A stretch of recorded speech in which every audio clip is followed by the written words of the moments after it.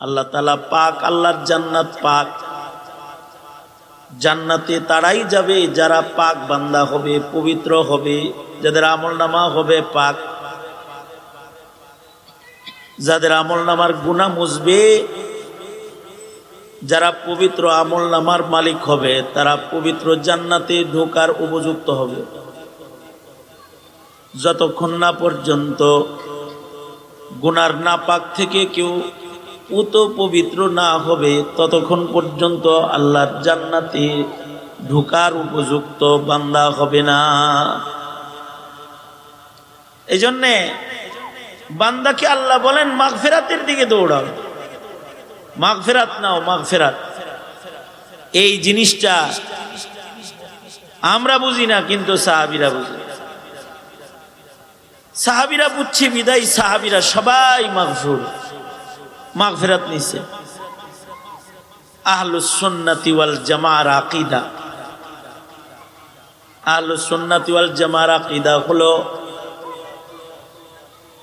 ১০০ লাখ সাহাবীর একজন সাহাবীও গুনাহ নিয়ে কবরে যায় নাই।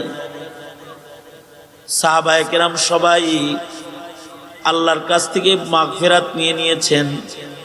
আল্লাহ পাক তাদের উপরে রাজি হয়ে গেছেন। তাদের জীবনে গুনাহ হয়েছে, কিন্তু গুনার নাপাক সহ তারা কেউ কবরে যায় নাই। গুনার নাপাকিকে মুইসা আল্লাহর কাছে মাহবুব হয়ে তারা কবরে গেছেন। এ কারণে সাহাবীদের ঈমানটা আল্লাহর কাছে পছন্দের। উলাইকা হুমুল মুমিনুনা হাক্কা। তারা গুনাহ করে নাই, গুনাহ নিয়া তারা কবরে যায় নাই। যদি গুনাহ হয়েছে তো এই গুনাহকে দুনিয়ার মাটিতেই মাগফিরাত নিয়ে নিছে। জাহান্নামে যাইতে কতগুলো গুনাহ লাগে? জাহান্নামে যাইতে অনেক গুনাহ লাগে না? আহলুস সুন্নাতি ওয়াল জামার এটাও একটা আকীদা, এটা একটা বিশ্বাস।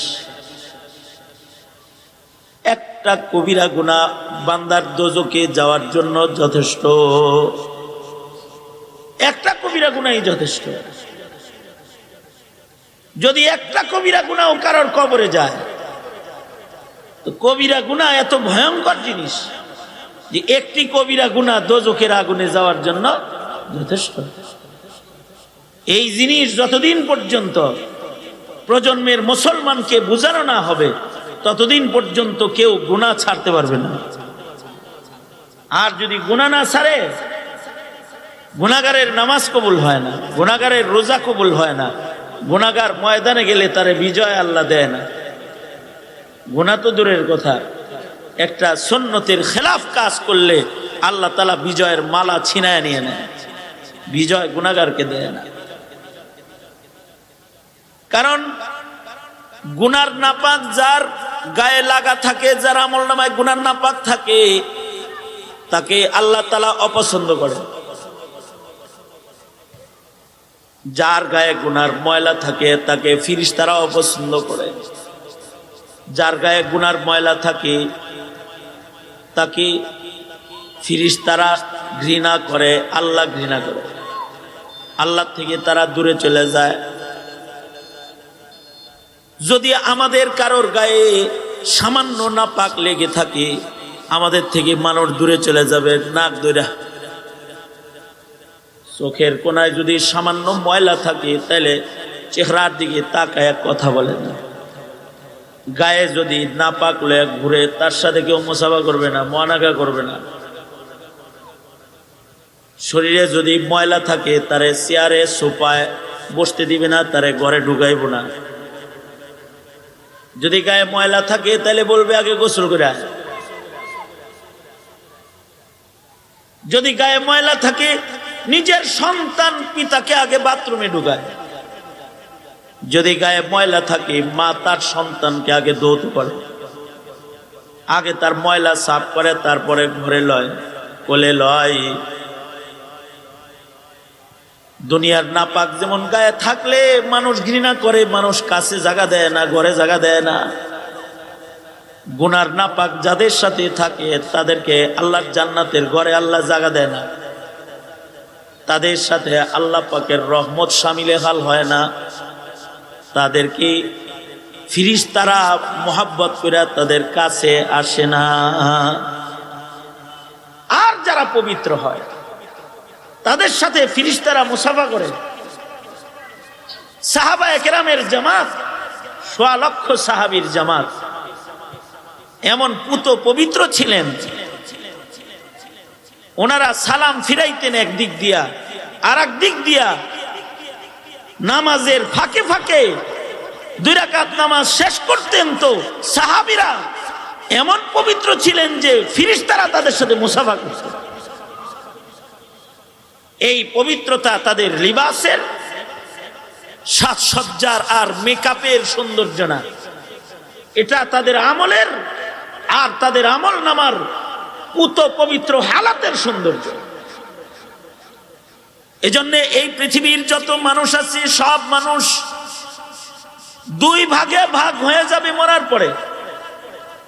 যারা পবিত্র তারা আল্লাহর জান্নাতে ঢুকে যাবে, আর যাদের গায়ে নাপাক আছে তাদেরকে আল্লাহ তাআলা ধৌত করার জায়গায় ঢুকাবে, ধৌত করার জায়গায়, ঘরে ঢুকাবে না। হয়তো নিজের গুনাহ দুনিয়ার মাটিতে চোখের পানি দিয়ে বান্দা ধুইবে, ধুইয়া পাক হয়ে কবরে যাবে, সোজা জান্নাত পাবে। আর যদি গুনাহ সহ যায় তাহলে আগুন দিয়া পুইড়া তাজকিয়াতান ঈমান থাকলেও তাকে দোজখের আগুনে আল্লাহ পোড়া দিবে। যদি তার ঈমান থাকে, সে কালিমা ওয়ালা, তার ঈমান আছে, এরপরেও তাকে দোজখের আগুনের ভিতরে পুড়বে। কেন? তার গুনার নাপাক গায়ে আছে।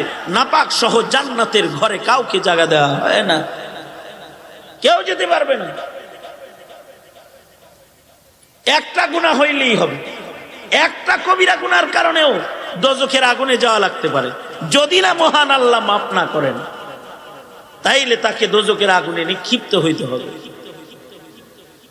এই কারণেই একটা গুনাহ যেন না হয়, একটা গুনাহ যেন আমল নামায় না রয়। নিজের অজান্তেও যদি গুনাহ হয়ে যায় তাও বলবে রব্বানা লা তুআখিযনা ইন নাসিনা আও আখতানা। আল্লাহর কাছে বলতে থাকবে, আয় আল্লাহ, ভুলেও যদি কিছু করে থাকি গুনাহ, এটাও আপনি আমল নামার থেকে মুছা দেন। আল্লাহর কাছে এটা বলতে হবে। এটা বান্দা যদি রবের কাছে পৌঁছতে চায়, রবের ঘর জান্নাতে যদি ঢুকতে চায়, তাহলে তার এরকম হইতেই হবে। মনে মনে ভাবতে পারেন, হুজুর একটা গুনার কারণে কি এত নিকৃষ্ট বান্দা হয়? এই আপনারা কি আমার কথা শুনতেছেন? তো সামনে যারা আছেন রাগ হইছেন, আপনারা এইদিকে থাকেন, সারা দুনিয়া কিয়ামত হয়ে যাক, সামনে আছেন আপনারা এইদিকে থাকেন, আমি আপনাদের দিকে আছি। আমি আপনাদেরকে খেতাব করে করে কথা বলতেছি, সুতরাং আপনারা এইদিকে থাকেন। মনে মনে ভাবতে পারেন একটা গুনার কারণে রব এত নারাজ হবে? হ্যাঁ, একটা আকার একার রস্যিকারের কারণে অর্থ বদলায়, একটা ফুটার কারণে, প্রশ্নবোধক একটা চিহ্নর কারণে লেখা নিয়ে তোল কালাম হয়ে যায়। একটা ফুটার কারণে, একটা নুক্তার কারণে অর্থ পাল্টায়। তাহলে একটা গুনার কারণে তকদির কেন পাল্টাবে না? গুনাহ কি ছোট জিনিস? একটা নুক্তার কারণে অর্থ পাল্টায়। এক नुक्ता ने मुझे मुहरिम से मुजरिम बना दिया। एक नुक्ता ने मुझे मुहरिम से मुजरिम बना दिया। मैं दुआ करता रहा और वो दगा समझता रहा।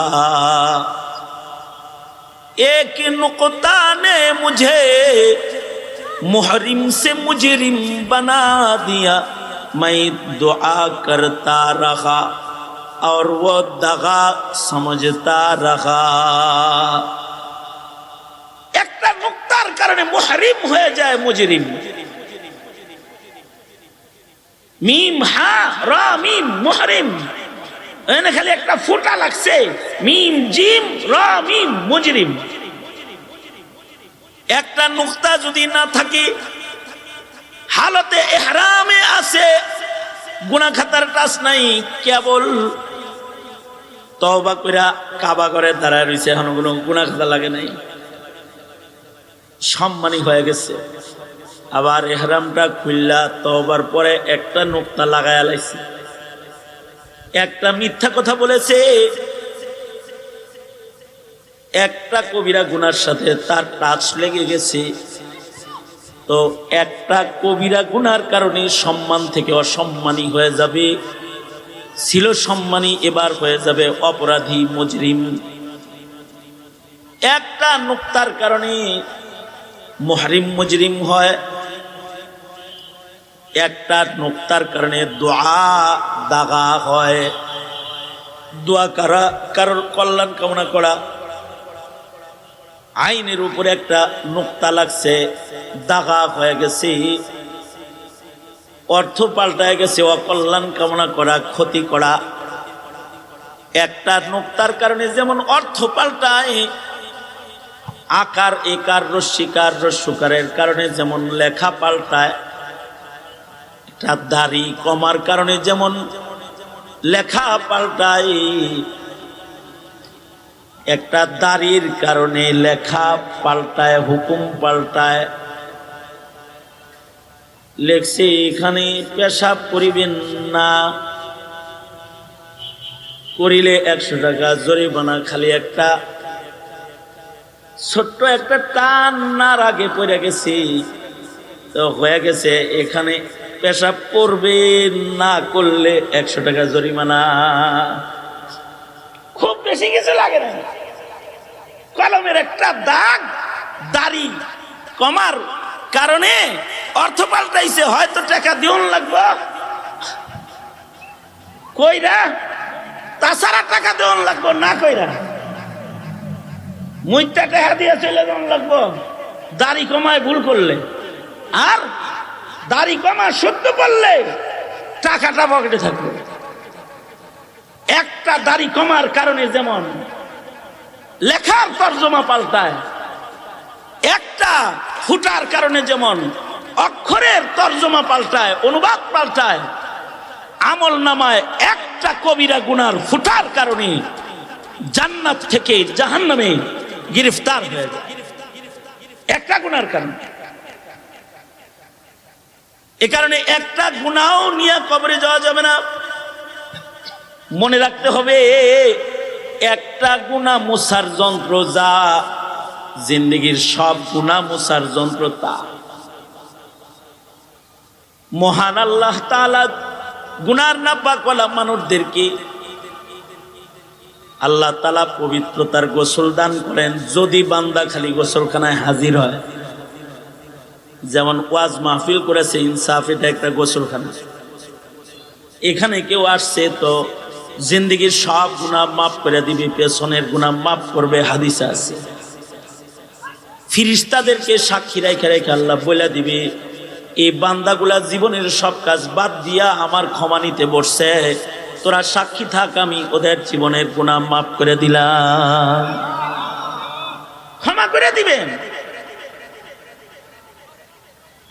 আল্লাহ তাআলা, ক্ষমা করেন, বড় বড় অপরাধীকে ক্ষমা করেন। সারা জিন্দেগি অপরাধ করার পরে কেউ ভুল বুঝছে, বুঝা বলছে আল্লাহ মাপ চাই, তো আল্লাহ কয় যা মাফ করে দিলাম। কারণ আমার গুনার আয়তন যত বড়, আল্লাহর রহমতের আয়তন তার চেয়ে অনেক বড়। আমার গুনাহ যতই হোক, আমার প্রতি আমার রবের ভালোবাসা অনেক বড়। কারণ আমার আপনার মালিক তো চায় না যে তার জ্বালানো আগুনের চুলার ভেতরে, দোজকের ভেতরে আমি পড়ে যাই, আপনি পড়ে যান। আমাদের মালিক তো এটা চায় না। আল্লাহর রাসূল সাল্লাল্লাহু আলাইহি ওয়াসাল্লাম এক গাজওয়াত থেকে আসতেছেন, তো নবীজি সাহাবায়ে কেরামদেরকে লয়ে আইতেছেন। দেখেন এক মহিলা চুলা জ্বালাইছে। আগের জমানার চুলা, এখনকার চুলা না। এখনকার চুলা তো ডিজিটাল চুলা, এখনকার চুলার আগুন চুলার বাইরে যাবে না। আমার হজরতের মাদ্রাসায় এক চুলা মিস্ত্রি আইছে, 2টা চুলা বানায় দিব, মজুরি হইল 1,85,000 টাকা মাত্র। তাও লাকড়ির 2টা চুলা বানায় দিবি, 2টা লাকড়ির চুলা বানাবি, এর জন্য মজুরি হলো 1,85,000। তার ভেতরে লাকড়ি ঢোকানো হবে, এই লাকড়ির চুলার দাম এত। এখন তো ডিজিটাল জমানা, উন্নত চুলা আছে, আগের জমানায় এত উন্নত চুলা ছিল না। 3টা পাথরের চাকার উপরে পাতিল বসায় রান্না করছে, এইটাই হইল চুলা। বাতাস আসলে আগুন বেরোয় আসছে বাইরে। মহিলা নিজের সন্তানকে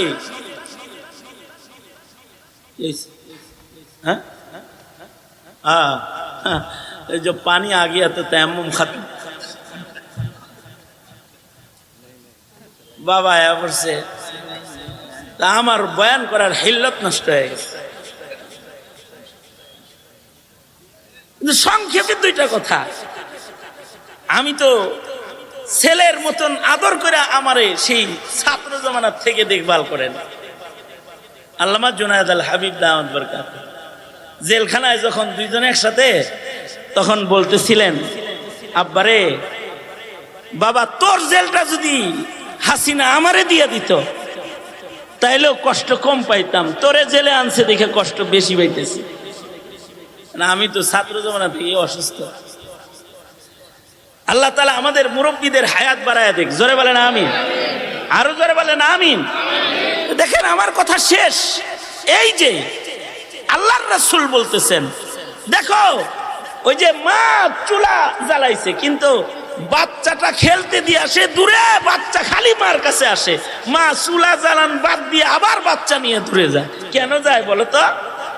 মা চায় যে তার আদরের সন্তানের গায়ে বাতাসে তার হাতে জ্বালানো চুলার আগুনের কোনো ফুলকি তার সন্তানের আদরের সন্তানের গায়ে না লাগে।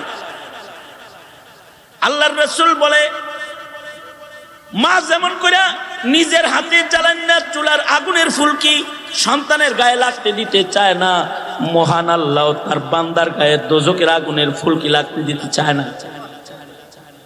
কারণ মার চাইতে বান্দাকে আল্লাহ তাআলা অনেক বেশি ভালোবাসেন। এ কারণে বলে, ওয়াজে যা মাফ করে দিব, মসজিদে ঢুক মাফ করে দিব, শেষ রাত্রে গোপনে আমারে বল আল্লাহ আমি মাফ চাই, মাফ করে দিব। রমজান পাইছোস মাফ চা, মাফ করে দিব। লাইলাতুল বরাত পাইছোস মাফ চা, মাফ করে দিব। লাইলাতুল কদর পাইছোস মাফ চা, মাফ করে দিব। যদি মাফ না নেস তাহলে কিন্তু ধ্বংস হয়ে যাবি। মহান আল্লাহ আমাদের গুনাহ থেকে গোসল করানোর জন্য বারবার আমাদেরকে আল্লাহর মাগফিরাতের পানি দান করেন। আল্লাহর মাগফিরাতের পানি সবচেয়ে বেশি বর্ষিত হয় রমাদানুল মুবারকে। মাগফিরাতের ঢেউ চলতে থাকে, সাগরে দাঁড়ায় থাকলেই হয়, গায়ে ময়লা থাকে না। রমজানে কোন রকম পৌঁছে গেলেই চলে, রহমতের ঢেউয়ে একটা গুনাহ থাকে না, গুনাহ মাফ হয়। আর যতক্ষণ পর্যন্ত বান্দা গুনাহ মাফ না করাবে ততক্ষণ পর্যন্ত জান্নাত পাবে না। সুতরাং জীবনে মাগফিরাতের দরকার। মাগফিরাতের জন্য ঘর থেকে বাইরে কেউ মাহফিল আইলেও মাগফিরাত পাওয়া যায়। বুখারী বলে, মাগফিরাতের আশায় ঘর থেকে বের হইছে, আল্লাহ 100 খুনের গুনাহ মাফ করে দিছে। আর যদি অপরাধী নিজের অপরাধ না বুঝে, সে অপরাধ থেকে ক্ষমা চাওয়ার চেষ্টা করবে না। হাসিনার মতো অপরাধ আরো করার জন্য অপরাধ লিডারের দিল্লির সেই মোদি দাদুর আঁচলের নিচে যায় বৈশা পরিকল্পনা করা শুরু করে দিবে। তখন কিন্তু মাগফিরাত নসিব হবে না। কেউ যদি মাগফিরাত পেতে চায় তাইলে তার অপরাধ আগে তার বুঝতে হয় যে আমি অপরাধী। আর যদি মাইরা টেরা কয় আমি কি করছি, তাইলে জীবনে কোনোদিন মাগফিরাত নসিব হবে না। সুতরাং ওই গ্রুপে কেউ যায় না যে মাগফিরাত নসিব হয় না।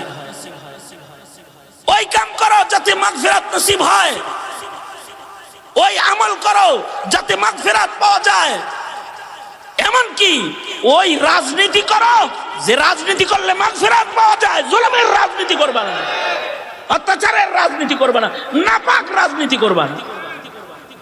জিন্দিগিটার বড় দাম, ফুরায় গেলে আর আসবে না, নাপাক নিয়ে কবরে যাওয়া যাবে না। বাস আল্লাহ তাআলা আমাদেরকে পবিত্র হয়ে কবরে যাওয়ার তৌফিক দান করুন। আমিন বলেন।